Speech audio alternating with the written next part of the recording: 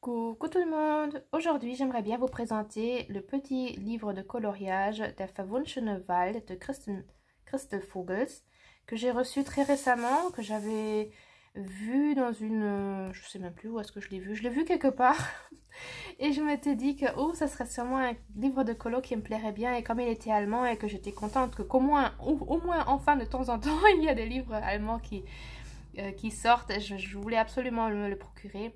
J'ai dû attendre un certain bout de temps jusqu'à ce que je puisse l'avoir parce que la commande a duré vraiment longtemps jusqu'à ce qu'elle arrive et je ne le trouvais pas dans les librairies. Mais je l'ai enfin reçu. Et avant de vous le présenter, j'aimerais bien vous raconter une petite histoire qui m'est arrivée. Je sais que vous aimez bien mes histoires un peu spirituelles, magiques qui m'arrivent sans arrêt. Et avec ce livre-là, il m'est vraiment arrivé une histoire vraiment très amusante et très intéressante, et je pense pas que c'est le hasard.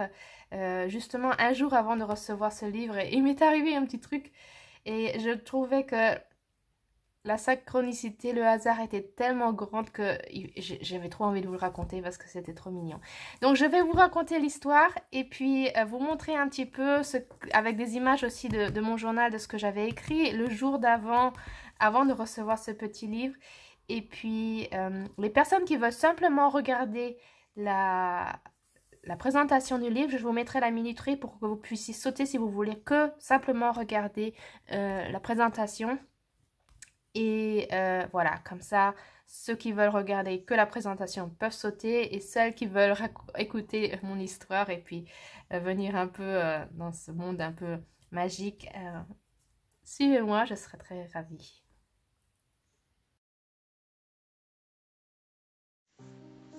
Ma petite histoire s'est passée le 20 septembre. C'était un après-midi, je partais avec mes enfants aux entraînements. Là où les enfants font les entraînements, c'est à 40 km de là où on habite. Donc je les emmène, j'attends jusqu'à ce qu'ils aient fini de s'entraîner et puis on rentre tous ensemble. Ça nous coûte très souvent toute l'après-midi et on y va pratiquement tous les jours de la semaine. Et ce jour-là, j'étais vraiment fatiguée, j'avais travaillé 3 nuits de suite et je pensais que une promenade me ferait du bien pour pouvoir m'ancrer, retrouver de l'énergie de la mer terre et puis oui, revenir dans ma force en fin de compte. Et très près de là où mes enfants s'entraînent, il y a une petite forêt et j'y suis allée. J'ai retiré mes chaussures, j'ai marché pieds nus, ce que j'aime beaucoup faire. Je trouve que moi je ressens l'énergie qui me monte dans le corps et je sens qu'après ça me va beaucoup mieux. Et arrivé sur un chemin, il y avait un très gros chêne tout près d'un champ en fin de compte, et je sais pas, j'avais l'impression que ça me ferait du bien de peut-être m'asseoir près du chêne, et je me suis mis vraiment au bord du champ, je me suis assise sous ce chêne, et le temps était vraiment bon, il y avait vraiment le soleil qui brillait, vraiment cette chaleur du mois de septembre qui n'est plus très chaude mais qui est encore très agréable. Et j'ai vraiment savouré le moment d'être sous ce chêne, sous le soleil et en train de me recentrer moi-même. Et donc j'étais assise derrière cet arbre, le tronc d'arbre était derrière moi et je fermais les yeux, je sentais la chaleur du soleil sur mon visage et je m'imaginais cet arbre qui me protégeait en fin de compte, qui était le tronc d'arbre derrière moi, les feuilles, le feuillage qui était vraiment complètement au-dessus de moi et les racines qui vraiment s'éparpillent tout en dessous de moi comme un cocon en fin de compte qui me donne de l'énergie.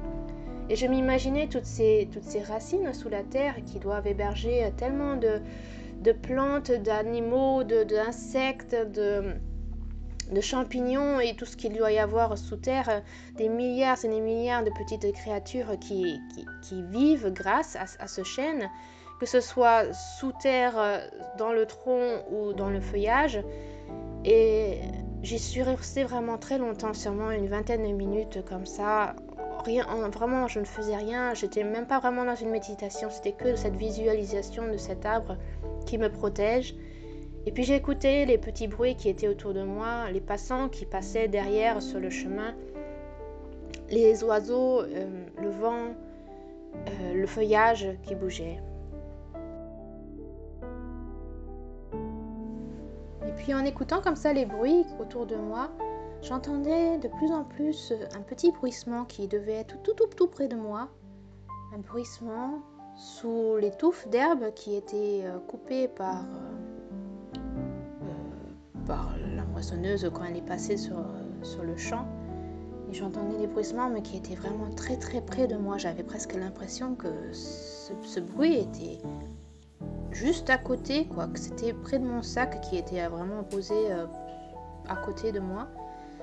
Et j'entendais un petit bruissement, j'entendais comme quelque chose qui toquait de temps en temps.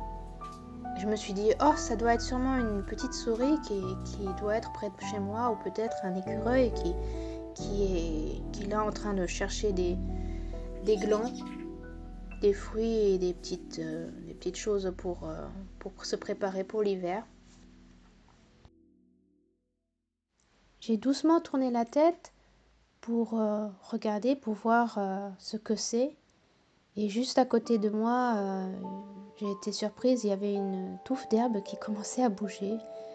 Ça m'a presque fait un peu peur parce que c'était vraiment super près de moi, c'était même pas à 10 cm de moi, j'aurais pu soulever la touffe et regarder.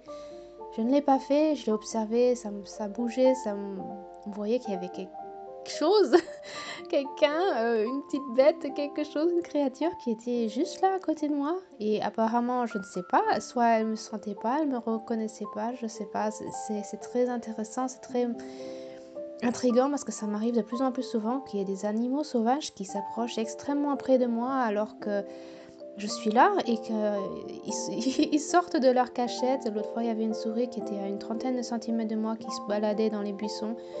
Puis il y avait des chevreuils qui sont sortis de la clairière et qui broutaient dans l'herbe haute sans que ça les gêne que je sois là. Et ça m'étonne combien ça m'arrive souvent.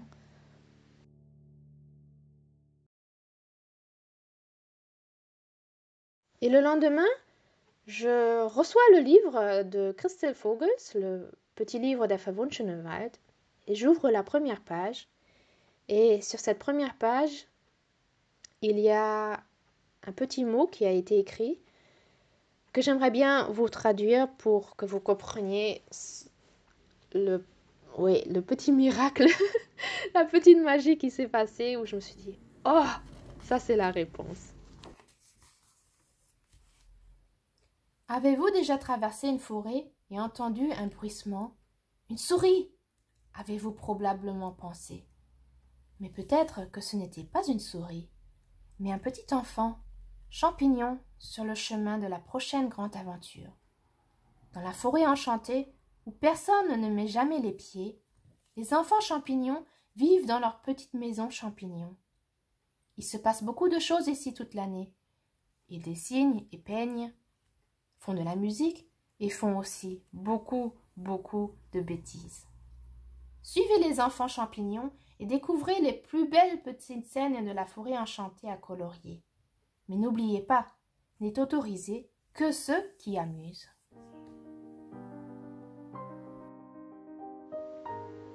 Et j'étais tellement impressionnée de lire ce petit texte parce que c'est vrai que le jour d'avant, j'ai vraiment pensé « Oh, une souris !» Et en fin de compte, qui dit que c'était une souris? Et si c'était peut-être un petit enfant champignon qui était là, juste à côté de moi? Et je trouvais ça trop mignon. Je me suis dit, j'ai pas du tout pensé à des petits êtres comme ça qui pourraient se promener dans la nature juste à côté de moi. Et qui dit que ce n'était pas un petit enfant champignon? Et je trouvais ça trop mignon. Et depuis, je prête beaucoup plus attention à des petits signes comme ça. Parce que qui sait, on dit que ce sont que des contes et que ce sont que des petites histoires, mais on ne sait pas, on ne les voit pas, ou très peu de personnes les ont vues, donc on pense que ce sont des histoires qu'on se raconte pour les enfants, mais qui sait, et ce qui m'étonnait, c'était que ça toquait de temps en temps, et qu'est-ce que fait la souris pour que ça toque? Je ne sais pas, peut-être que c'était la petite souris Non, pas la petite souris, le petit enfant champignon qui était en train de travailler dans sa petite maison de champignons sous la touffe d'herbe. Qui sait, qui sait.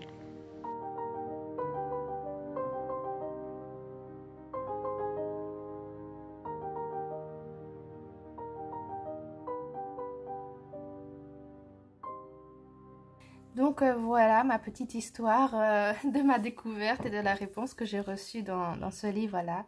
Je vais maintenant vous faire la présentation pour vous montrer les belles illustrations qui sont dedans.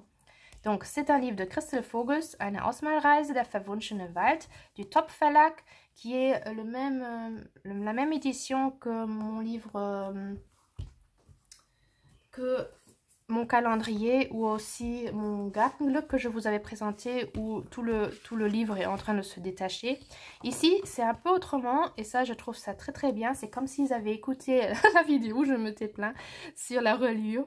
Donc je vais vous montrer.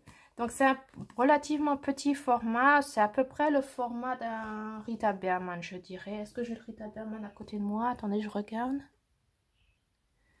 Là j'ai le Rita Berman, c'est à peu près, je retire les papiers pour qu'on puisse bien voir, plus ou moins, oui, pratiquement. Il y a peut-être 1 cm en haut et 1 cm à côté, oui, c'est 1 cm de plus, quoi. Vous voyez? Mais sinon c'est à peu près la même taille qu'un petit livre de Rita Berman. Il a cette épaisseur, le dos est comme ça. Et j'ai tout de suite vu, quand j'ai vu l'illustration, je me suis tout de suite dit, ou ça m'a beaucoup rappelé les très très vieux livres d'enfants d'autrefois pour les vieux livres d'enfants allemands en fin de compte. Ils avaient autrefois beaucoup d'illustrations dans ce genre-là. Et ça m'a très rapidement rappelé ces illustrations-là. Pour la reliure, c'est exactement comme les autres blocs ou les autres livres de cette édition. Vous voyez, ce n'est pas collé. La couverture n'est pas collée. Voilà. Mais ils ont mis ils ont fortifié tout le livre en fin de compte pour pas qu'il se détache. Et ça, je trouve ça vraiment génial. Le livre est cousu. Donc on a vraiment, il est cousu, donc il va tenir. Ça, je trouve ça vraiment génial. Et ils ont expliqué aussi dans ce livre qu'ils l'ont fait exprès justement pour qu'on puisse vraiment travailler et que la page soit vraiment à plat. J'ai regardé, je l'ai ouvert, j'ai feuilleté. Il faut vraiment appuyer au début pour vraiment casser un peu la reliure. Mais ça fonctionne, vous voyez, les pages, elles sont toutes plates et elles tiennent. Ouais. Et puis, il y a plusieurs signatures dedans. Je vous montre le milieu. Voilà, on voit ici que c'est cousu. Donc, c'est super pratique. Si je ouvre vers la fin, il faut que j'appuie, mais on l'a quand même on peut vraiment bien l'aplatir. Donc ça, franchement, je dis super bien.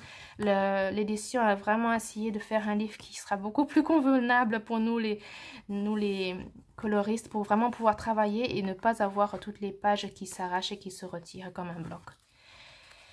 Donc voilà. On commence avec la petite page d'entrée, avec le petit texte que je vous avais lu avant en français, traduit pour que vous puissiez savoir ce qui est écrit dessus et que je trouvais vraiment magique. Et puis les petits personnages qui sont vraiment super mignons. Au début, on a une explication un petit peu sur les différents crayons et les différentes façons de travailler. Donc, oui, les différents crayons, comment ils ont été, comment ils ont été faits. Et aussi qu'il y a des crayons de couleur normaux et puis des crayons de couleur aquarellables. Et les différences, on voit pas vraiment la différence, je trouve. Mais bon, pour les débutants, c'est peut-être relativement intéressant. Aussi, les différentes couches qu'on peut faire. Moins on a de couches, plus c'est clair. Plus on fait de couches, c'est de plus en plus foncé. Donc un peu des explications aussi sur la roue des couleurs et tout ça. Ouais. Et puis après, on commence. À droite, il y a toujours une grande image, une grande illustration avec beaucoup de détails, avec vraiment l'univers champignon qui est vraiment super mignon. On a une petite grand-mère ici On a les enfants qui jouent, euh, on a la boulangerie qui est là juste à côté, les petits bonhommes qui travaillent, c'est super mignon. Et puis à gauche, on a toujours une image ou une fraise avec un petit texte qui est écrit en fin de compte, façon poème en fin de compte. Qui est vraiment, c'est vraiment très traditionnel allemand, je trouve. Ça me rappelle vraiment les livres d'enfants en fin de compte qu'on avait autrefois. Voilà, et je feuillette un peu avec vous et je vous montre, c'est très très mignon. Beaucoup de petits enfants. Et même les adultes, bon, je pense que ce sont des adultes, mais même les adultes ont l'air très enfantins. Beaucoup de petites souris, d'oiseaux, d'insectes, d'escargots. Très très beau. Moi, ça me rappelle un petit peu Clara Markova, mais dans un autre style. Mais je trouve que ça a un petit quelque chose d'elle. Il y a quand même beaucoup de détails. Et le papier, je pense qu'il va être très agréable à travailler aussi. Est-ce que c'est un peu comme ceux de Rita Berman? Je regarde. Oui, environ comme ceux de Rita Berman. Ouais. De l'épaisseur et aussi de la texture. Regardez les petits champignons qui pleurent. Là aussi. Avec des expressions vraiment, vraiment mignonnes et différentes aussi. Voilà, les petits souriceaux. Et puis, il y a aussi de temps en temps des bébés aussi.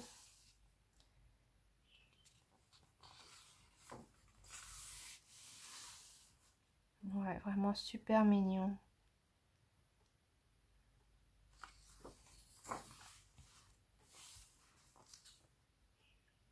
Et en fin de compte, les saisons, c'est beaucoup, beaucoup. Printemps, été, automne. Il n'y a pas d'hiver.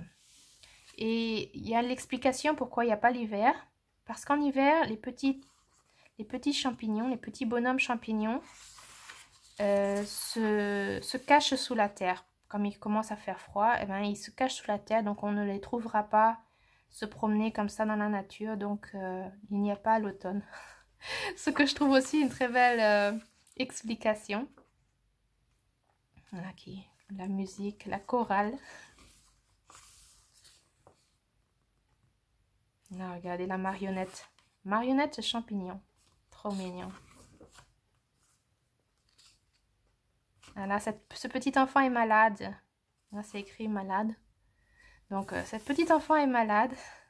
Mais elle a l'air d'aller déjà beaucoup mieux. Elle rit déjà. Et puis, la grand-mère qui lui donne des médicaments. Et il y a aussi de temps en temps des petits trolls. Des autres petites créatures qui se promènent. Donc, celui-là, c'en est un autre. Il a aussi une autre tête. Et les petits enfants champignons qui font des bêtises. Ils font très souvent des bêtises dans ce livre. C'est vraiment mignon. Là aussi, encore comme une petite... une elfe peut-être, oui, parce qu'elle a des ailes. Ou une petite fée, un petit elfe. Mais ce n'est pas un papillon, donc... Et ils font beaucoup de câlins. Ouais, j'aime beaucoup. Là aussi, un tout petit enfant, là, ici, caché.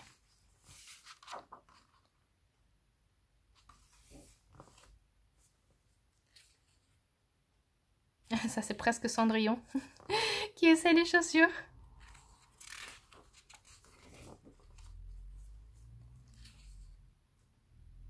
Et là, l'enfant a cassé son pantalon. Donc, la petite fille, elle est en train de lui recoudre son pantalon. Là aussi, un petit bébé.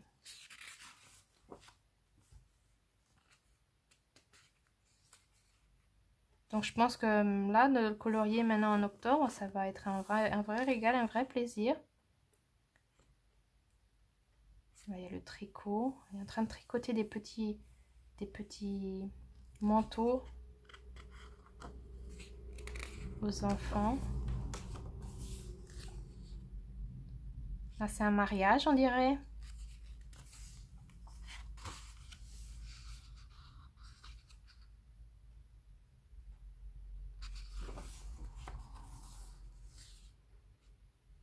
Et la pelote de laine, c'est du fil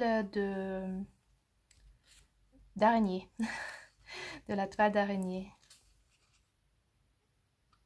Donc c'est très très près de la nature. Et puis vous voyez là, la petite chenille qui est en train de tricoter la toile d'araignée.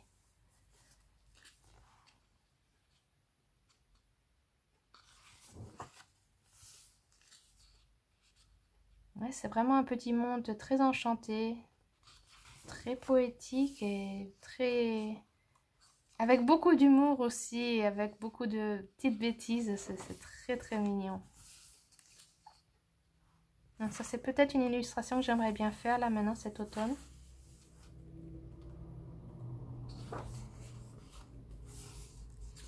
Le bain.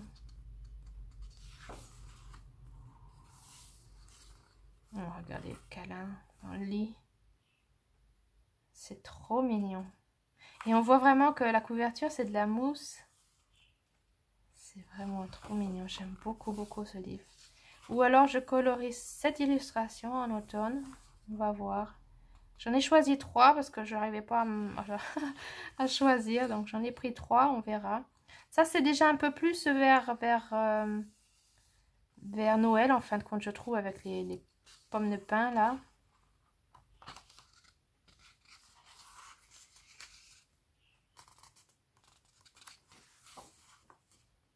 Là c'est vraiment l'automne, les petits enfants champignons qui colorient les feuilles dans les couleurs automnales.